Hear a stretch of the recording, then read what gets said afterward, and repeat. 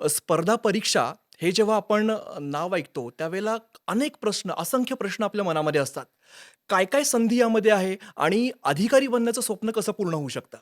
आपल्याला सर्वांना माहिती आहे, की महाराष्ट्र राज्य आपण बघितलं, तर या राज्यामध्ये दरवर्षी 10 लाख विद्यार्थी पदवीधर होतात. आज जर आपण जवळपास महाराष्ट्राचा किंवा देशभरातला विचार केला, तर साधारण एक स्पर्धा परीक्षेचा विद्यार्थी वर्षभरामध्ये 50 परीक्षा देऊ शकतो.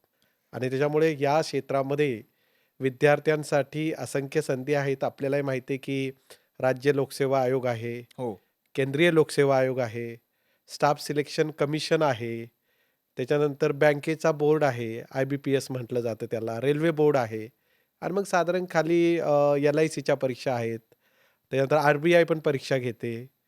त्याच्यानंतर पोलीस भरती आहेत क्लास 3 मध्ये, क्लास 4 मध्ये. तर अशा असंख्य परीक्षा वर्षभरामध्ये चालू असतात आणि मी जसं नमूद केलं, की दरवर्षी 10 लाख जे पदवीधर होतात, त्याच्यापैकी साधारण एक 2 ते 3 लाख पदवीधर दरवर्षी या करिअरकडे आकृष्ट होतात आणि अभ्यासाला सुरुवात करतात.